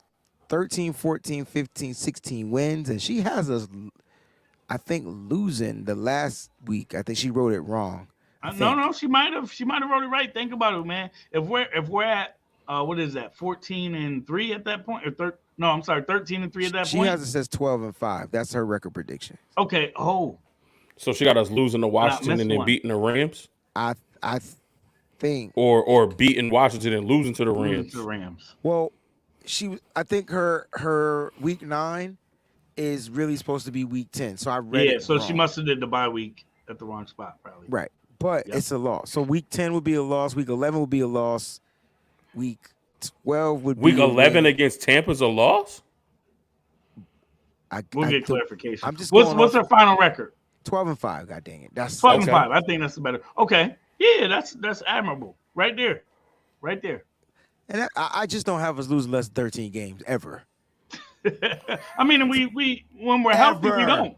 Ever. As long as Kyle Shanahan and they see the way I see our team is we got this it's like a system now. It's like they done figured it out. And so now they just got to keep replenishing the players, right? And it's funny because imagine if we had one of those type of quarterbacks. We went at 13 games without one of those type of quarterbacks. Let that shit sink in. Right. Yeah. What do you want me to say? I don't know. I just wanted to sink in for a second. We went in, we won Bro, 13. I don't even want the upper. I mean, I don't even want Patty Mahomes But I'm just or saying, Joe Burrow or can you imagine? give me Justin Herbert. All I'm saying is, bro, Put Justin Herbert on this team. all I'm Justin trying to Herbert say on is his we team with these winning weapons. games without those guys. The top 5, top 10. No. Herbert's in that top 10. Herbert's in the top 10. Yeah, for sure. I'm just saying we're winning without Or a top, without those. Yeah. yeah, without a top 10 QB. That's So right. can you and so the question is, can Trey Lance be that? We don't know. Can Brock Purdy be that? Well, from what he did, he was a top 10 quarterback toward the end of the season last year. Now he didn't play the Got whole that potential. season. Didn't play the whole season, but he finished top 10, top 5. Last time I checked. Yeah. So it's gonna be interesting to see, and with the running game being this strong, with Christian McCaffrey for a full season, bro. Yeah. Yeah. Debo coming back healthy, Wait, in shape. That ain't even it. Debo is mad. I feel like yeah. we got the mad Debo back, And you know what else? and Brandon Ayuk is a dog. No. Brandon Ayuk is on a contract year. Gee. Brandon Ayuk is on a contract year. Right He now, catching he's, Nick everything. Bosa's on a contract year. well, Nick Bosa gonna get his contract. I know He getting his bread. but he's They- still on one. He is. Yeah. But he gonna get it during the training camp. I'm just saying, I mean, I know he won it, but I don't know. If Nick is the type of guy I think he is, I think he feeling some type of way that people question if he should have won Defensive Player of the Year. Why? Who was questioning it? There was some people questioning it. Really? What are you gonna do to that boy up in Dallas? Whoever they was talking about Hassan Reddick. They was talking about Michael Parsons. Please send them to me so I can thank them for what Nick Bosa's about to do. Listen. We haven't mentioned Javon. We mentioned Javon Hargrave one time on this episode, but him being here, I feel sorry. Good luck. Somebody's sacking somebody. Whether it's Nick or Javon. Bro, I can't even. It's crazy to say we have both of them. We have on the team, bro. I'm sacking somebody. I don't know. Yeah, no. Don't even. I was just gonna keep going. Yeah, Fair was gonna let you slide. I was gonna. He's gonna let you slide. I tried to jump in to help you out there, bro. I didn't even think that was worthy of a pause. No, yeah. I didn't think it was, but just think about it, man. Because you're looking at the double teams. There's only 5. All right, now you're getting crazy. It's time to go. I was trying to explain it. It's time to go, man. There's only 5 offensive linemen. All right, it's time to go, guys. We had a fun show. Let's get to these super chat contributions, guys, and then we'll go ahead and get on up out of here. Right, we got a couple of them just waiting for us. Let's go with my man Nick. All right, shout out to my brother Nick for the very beginning of the show. It's good, my bros. What game is the Nitty Gritty family joining us this year? Congratulations to your Celtics, Breezy. Good luck to the rest of the way. Appreciate you, Nick. What games are you guys? Give me one game you're definitely going to. You guys both said Jacksonville. Yeah, I'm probably gonna be there. That's my birthday weekend. We turning up. I've never been there, so yeah. Got some family out there, and I'm possibly coaching this year. You're coaching? So yeah, that may be. So your team might be down there. No, but it may be in between our playoff sets. So we usually play that last game then, and then if we make it to nationals, we get 2 weeks off before. So that's like the perfect time for me to dip out before it actually. Yeah, because I got a squad this year. So nice. Yeah, that's definite. Washington, easy. That's a 2-hour drive for me. That's easy. Yeah. Philly, that's a 2-minute drive for me. That's easy. Trying to be in Jacksonville. Cleveland is like 6 or 7 hours, so that's not too bad. I'm trying to hit Cleveland. That's like 9 hours. Pittsburgh. I already talked to my cousin. He live out there. I'm gonna be at Pittsburgh. That's like a 4 or 5 hour drive for me. And Pittsburgh's closer to. Pittsburgh's closer to. Closer to Cleveland. Mm-hmm. So that's 5. And then I'm trying to take my wife to LA on the 17th. Okay. Nice. So I'm trying to hit 6 this year. So. Whew. Wait, LA isn't the LA game week 2? Yeah. Levi South. All right, I'll be at some of these games. I don't know which one, Jay. I got to figure out my schedule and how I could get out of some things and find some money. But we'll figure it out. Let's go to our next contribution. Tristan, .2700. Thank you for the contribution, fam. He said Cowboys Cavante Turpin from the USFL is an example of a player that could make the roster. I think that's what we were talking about earlier on the show, right? Exactly. Yep. That's what's up. Small guy, a lot of speed. And he was a special teams demon last year. The only issue, though, for us is we don't know what our coaches value. Like, are they valuing speed? Are they valuing grit? Are they what is it that's going to make you make this roster? And so that's what makes it. Because it doesn't just come down to Kyle Shanahan. This is Brian. If it's a special teams guy, it's going to be a Brian Schneider guy. Does he fit Brian Schneider's scheme on special teams? It's weird to talk about scheme on special teams. Well, and then what else can he do? And then that's when the other coaches come in. So can he catch? Can he run routes? What else can he do? So it's gonna be interesting to see what happens. All right, but thank you for the contribution, Daryl. My man Daryl in the house. He says, "Go 49ers." What if TL is winning by stretching the field? What if Trey Lance is winning by stretching the field? So, isn't this one of the dynamics that you want from your quarterback? Because Yeah. he's the only Sam Darnold could do this too though. So that's crazy. And they have better arms than Brock Purdy. And so what Kyle likes to do is go east and west with an occasional north to south type of a throw. But what Trey Lance likes to do is go north and south with occasional east to west type of throws. He's the exact opposite. Trey Lance is looking down the field first and foremost before he looks, and that's why he struggles. He's not looking at the quick bam, bam, bams because he's like, yo, I can hit this guy. Like, are you open? Well, get there. I'm throwing the ball as far as down the field. All you got to do is go in there and catch it. Beat your guy. That's Trey all day. Those aren't typically the type of plays built in Kyle Shanahan's system. I think what I was trying to say earlier is he's trying to gear up to changing his trajectory a tad bit. And so he knows you're going to get that element with Trey Lance. So what do you guys think about that? Because I think that's a big part of what Kyle can add that that the other defenses haven't seen much of. I mean, if this goes back to one of the earlier questions, that if Trey Lance is stretching the field, that means Danny Gray is on his team flourishing. Or Ja'Cory Pearson. Or for sure. For sure. But that definitely would be ideal. That would be ideal for the team. Defensively, we know we're going to get the ball back.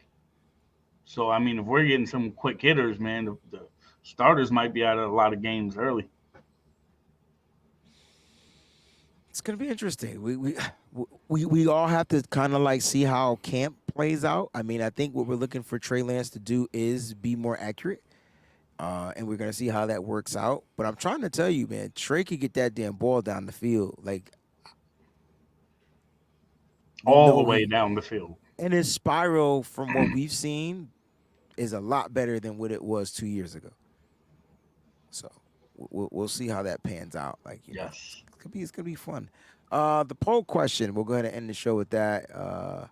The poll question was simply, which game are you most excited for? Oh my gosh, we're gonna end the poll with 178 votes. Which one you think they chose, Mose and Fair? Niners, Eagles, Niners, Cowboys, Niners, Bengals, Niners, Ravens. Eagles. Everybody wants the Eagles. Everybody wants the Eagles. It left such a bad taste. I hate the Cowboys. Right. But I want to beat the Eagles so bad just to put them back in their spot. Yeah. Second place. I want to walk in that stadium again with them talking the same shit that they was talking last time. They not, because it's a regular season game. But I want to walk out laughing at them just like they did to us. We're going to have some fun because we're going to go in there with at least two quarterbacks, maybe even three. Might have two three. Are possible. Right? Hey. And I like our quarterback situation way better than this year's quarterback situation in January. I like it a lot better. Facts. Just me. Yeah. I'm with you. Final thoughts, guys? We get up out of here, man. It's great rocking with you guys. I'm golden, man. Good to see y'all. Good to talk some Niners football and just ready to see some actual football. So let's bring on these practices, these OTAs, all that other good stuff, and let's see some 49ers content just rolling. Mose, take us home, baby. Listen, man, we love and appreciate y'all. Thank you for everybody tuned in. We've been off for some time. You guys know the off season kind of gets a little dry at some points, but it's going to be ramping up. So Breezy put the dates at the bottom of the show. So we're going to start seeing these guys get on the field and seeing what they can do and who's going to, contribute positively to this team. And you guys don't want to miss it. So if you are not subscribed to the Wayne Breezy Entertainment Network, do yourself a favor, hit that subscribe button, throw a like on this video. I don't see what the like count is. I know it's over 100 y'all in here, so we should have at least 100 likes. So make sure y'all do that as well. Love and appreciate y'all, and y'all know what it is. Stay faithful as always. Peace out, y'all. Thanks for watching.